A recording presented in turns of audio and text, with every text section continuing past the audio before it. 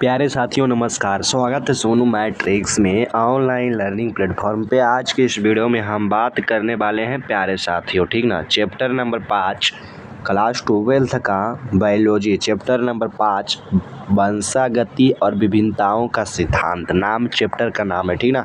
चलिए आज के इस वीडियो में देखिए, अब हम सब्जेक्टिव करवाने वाले हैं। आज से लगता है ना पूरा, जब तक बायोलॉजी ख़त्म नहीं होगा तब तक हम करते रहेंगे, ठीक ना। आप लोगों को भी बहुत एकदम टेंशन था, तो कोई बात नहीं लेना है। चलिए, अगर आप PDF मांगेगा तो हम PDF दे देंगे, ठीक ना। PDF में कोई कंप्रोमाइज़ नहीं, ठीक ना। आज से देखिए, टेलीग्राम पर कोई चर्चा चल रहा था तो हो गया है, ठीक ना। चलिए देखिए, आनुवांशिक गुण या आनुवांशिक लक्षण है हेरिडेटरी चेचर्स, ठीक ना। चलिए देखिएगा, वे गुण जो माता पिता से उनके बच्चों में स्थानांतरित होते हैं, स्थानांतरित मतलब एक या दूसरे से होते हैं, उसे आनुवांशिक गुण कहा जाता है, ठीक ना। आपके एग्ज़ाम 2026 परीक्षा में पूछा जाएगा कि आनुवांशिक गुण क्या है या आनुवांशिक लक्षण क्या है। तो लिखना है आपको में आंसर में, वे गुण जो माता पिता से उनके बच्चों में स्थानांतरित होते हैं उसे आनुवांशिक गुण कहा जाता है, ठीक ना। चलिए देखिए अगला प्रश्न, इसका गुण क्या है। चलिए देखिएगा, पहला पॉइंट, आनुवांशिक गुण या लक्षण जीन में पाए जाते हैं, ठीक ना। दूसरा पॉइंट, जीन आनुवांशिक गुणों का संरक्षण करता है। तीसरा पॉइंट, आनुवांशिक गुणों का वाहक DNA को कहा जाता है। चौथा पॉइंट, DNA की संरचनात्मक और क्रियात्मक इकाई को जीन कहा जाता है। कैमा पॉइंट, पाँचवा पॉइंट, ध्यान से देखिएगा आप सभी लोग, और वीडियो को लाइक कीजिएगा, चैनल को सब्सक्राइब कीजिएगा, आप अपने दोस्तों में अधिक से अधिक शेयर कीजिएगा। देखिएगा, जीन जीवों में जोड़े के रूप में पाए जाते हैं, अतः जीन के जोड़े को अलील कहा जाता है, ठीक ना।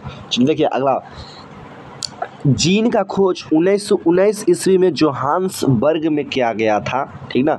चलिए अगला पॉइंट है, जो लास्ट पॉइंट है, DNA का खोज 1853 में बार्टसन और क्रिक नामक वैज्ञानिक ने किया था, ठीक है। चलिए, अगर आप स्क्रीनशॉट मारना चाहते हैं तो मार लीजिए, क्या, ठीक ना, हो गया। चलिए, आनुवांशिकता क्या है। माता पिता से उनके संतानों में पीढ़ी दर पीढ़ी स्थानांतरित होने वाले गुणों या लक्षणों को आनुवांशिकता कहा जाता है, ठीक है ना। चलिए, आनुवांशिकी है क्या। जेनेटिक्स विज्ञान की वह शाखा जिसके अंतर्गत आनुवांशिकता का अध्ययन किया जाता है उसे आनुवांशिकी कहा जाता है, ठीक है। चलिए देखिएगा, पॉइंट ध्यान दीजिएगा, आनुवांशिक का जनक ग्रेगर जोहन मेंडल को कहा जाता है, ठीक ना। दूसरा पॉइंट, मेंडल ने आनुवांशिकता का प्रयोग मटर पौधा पर किया था, ठीक। क्लियर हो गया, इतना पॉइंट क्लियर हुआ ना। चलिए, तो इतना पॉइंट क्लियर हो गया तो वीडियो को लाइक कीजिएगा, चैनल को सब्सक्राइब कीजिएगा, आप अपने दोस्तों में अधिक से अधिक शेयर कीजिएगा। इतना आपको यूट्यूब पर करवाने वाला नहीं है वो आपको ऐसा, ठीक ना। चलिए देखिएगा अगला पॉइंट, ग्रेगर जोहन मेंडल के बारे में हम लोग समझते हैं बारीकी से, और वीडियो को लाइक कीजिएगा, ठीक ना। चलिए देखिएगा, फर्स्ट नंबर पॉइंट क्या कहता है। मेंडल का जन्म 22 जुलाई 1822 ईस्वी में ऑस्ट्रिया देश के ब्रुन शहर के सिसलियन गांव में हुआ था। दूसरा नंबर पॉइंट, मेंडल की प्रारंभिक शिक्षा गांव के विद्यालय से प्रारंभ होती है। तीसरा पॉइंट, मेंडल फिजिक्स और मैथ से वियना विश्वविद्यालय से स्नातक की पढ़ाई की। चौथा पॉइंट, मेंडल अपने पैतृक पेशे को अपनाते हुए चर्च में पधारी का काम करते थे, ठीक ना। चलिए, जो पाँचवा पॉइंट है, मंठ में पधारी का कार्य करते हुए बागवानी किया करते थे। चलिए लास्ट पॉइंट, मेंडल चर्च में रहते हुए 34 वर्ष की उम्र में मटर के पौधे पर प्रयोग किए थे, ठीक ना। चलिए अगला, आनुवांशिकता का प्रयोग क्या है, देखिए यही है, यही है जो है, इन्हीं के बारे में हम लोग पूरा चर्चा कर रहे थे कि सर दिखाइए ना दिखा रहे हैं। चलिए देखिएगा, पहला पॉइंट, मेंडल 7 वर्षों तक 1856-1863 ईस्वी तक मटर के पौधे पर आनुवंशिकता का प्रयोग किए, ठीक ना। अगला नंबर पॉइंट देखिएगा, 1865 ईस्वी में मेंडल ने आनुवंशिकता के प्रयोग को लिखने कार्य किया और 1866 में इनकी पुस्तक गवाया था। कौन पुस्तक है? द प्लांट हाइब्रिडाइजेशन के नाम से प्रकाशित हुआ था, ठीक ना। अगला पॉइंट, 1666 ईस्वी में ही वियना साइंस प्रोसोसिड्स विश्वविद्यालय में पुस्तक को जमा किया।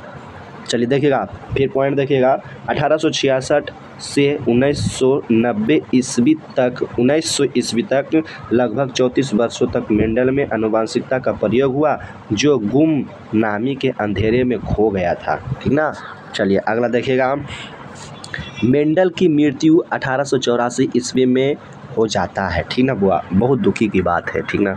चलिए देखिएगा, 1900 ईस्वी में 3 वैज्ञानिक हॉलैंड के ह्यूगो डी ब्रीज, ऑस्ट्रिया के सेर मार्क और जनमरी के कलर कोरेंस मेंडल की पुस्तिका को प्रकाशित किया। इसके बाद मेंडल को आनुवंशिकता का जनक की प्रसिद्धि हुआ, ठीक ना। चलिए देखिएगा, प्रसिद्धि प्राप्त हुआ, ठीक ना। चलिए देखिए, क्वेश्चन क्या पूछा जाता है हम लोगों के बीच, जो एग्ज़ाम में हम लोगों को बहुत तड़पाता है यार, बहुत, ठीक है। क्या तड़पाता है देखिएगा, तड़पाता है तो बहुत यार। क्वेश्चन से पहले, बोलने से पहले आप लोग सभी लोग वीडियो को लाइक कीजिएगा, चैनल को सब्सक्राइब कीजिएगा, आप अपने दोस्तों में अधिक से अधिक शेयर कीजिएगा। देखिएगा, मेंडल ने आनुवंशिकता के प्रयोग के लिए मटर के पौधे का चयन क्यों किया था? उत्तर आपको लिखना है, मेंडल ने आनुवंशिकता के प्रयोग के लिए मटर पौधे का चयन निम्न कार्यों के कारण किया था। पहला पॉइंट, मटर का पौधा वार्षिक होता है और कुछ महीनों में फल फूलकर नष्ट हो जाता है। दूसरा नंबर पॉइंट, मटर का पौधा उभयलिंगी होता है, सही बात है। चलिए तीसरा पॉइंट, मटर से एक ही समय में अल्पसंख्यक संतान बीज प्राप्त हो जाते हैं, ठीक ना। चौथा नंबर पॉइंट, इसे गमले में आसानी से लगाया जा सकता है, सही बात है।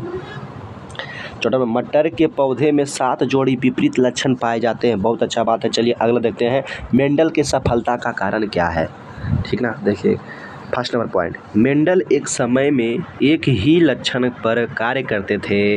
दूसरा नंबर पॉइंट, मेंडल ने शुद्ध वंशाकर्म लक्षणों पर प्रयोग किया था।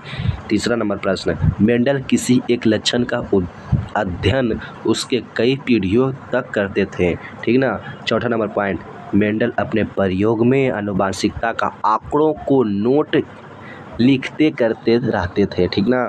चलिए जीन क्या है, जीन है क्या, आप सभी लोग ध्यान से देखिएगा। जीन क्या है बुआ? डीएनए की संरचनात्मक और क्रियात्मक इकाई को जीन कहा जाता है। जीन में आनुवंशिक लक्षण पाए जाते हैं। जीनोम क्या है? किसी जीव के अनुगुणित संरचनाओं को जीनोम कहा जाता है, जैसे अंडाणु, शुक्राणु। गुणसूत्र है क्या? किसी जीव के कोशिकीय में तुर्क धागे जैसी संरचनात्मक को गुणसूत्र कहा जाता है, ठीक ना। यहीं तक वीडियो को लास्ट किया जाता है। वीडियो को लाइक कीजिएगा, चैनल को सब्सक्राइब कीजिएगा, आप अपने दोस्तों में अधिक से अधिक शेयर कीजिएगा। अतः आपसे नम्र निवेदन है कि आप अपने दोस्तों में अधिक से अधिक शेयर कीजिएगा। अगर आप इस PDF को लेना चाहते हैं तो कमेंट करना है कमेंट बॉक्स को, और PDF आपको प्राप्त हो जाएगा, ठीक ना। Thank you. जय हिंद, जय भारत।